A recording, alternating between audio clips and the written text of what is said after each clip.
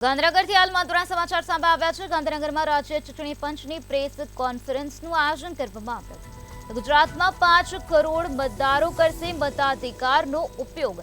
12 લાખ કરતા વધુ મતદારો પહેલી વખત મતદાન કરશે। અમદાવાદ પૂર્વ સંસદીય મત વિભાગના 1820 મતદાન મથકો 22,000થી વધુ મતદારોએ હોમ વોટિંગ માટે અરજી કરી છે। ગાંધીનગરમાં રાજ્ય ચૂંટણી પંચની પ્રેસ કોન્ફરન્સ યોજાઈ, જેમાં ગુજરાતમાં 5 કરોડ મતદારો મતાધિકારનો ઉપયોગ કરશે। આ સાથે 12 લાખ કરતા વધુ મતદારો પહેલી વખત મતદાન કરવાના છે। તો અમદાવાદ પૂર્વ સંસદીય મત વિભાગના 1820 મતદાન મથકો છે, તો 22,000થી વધુ મતદારોએ હોમ વોટિંગ માટે પણ અરજી કરી છે।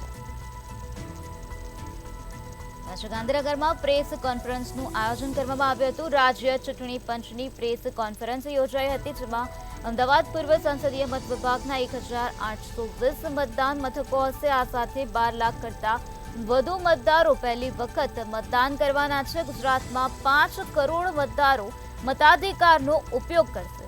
22,000થી વધુ મતદારોએ હોમ વોટિંગ માટે પણ અરજી કરી હોવાનું સામે આવ્યું છે। આ વખતે 22,000થી વધુ મતદારોએ હોમ વોટિંગ માટે અરજી કરી છે, તેમજ 12 લાખ કરતા વધુ મતદારો પહેલી વખત મતદાન કરવાના છે। ગુજરાતમાં 5 કરોડ મતદારો મતાધિકારનો ઉપયોગ કરશે। અમદાવાદની વાત કરીએ તો અમદાવાદ પૂર્વ સંસદીય મત વિભાગના 1820 મતદાન મથકો હશે।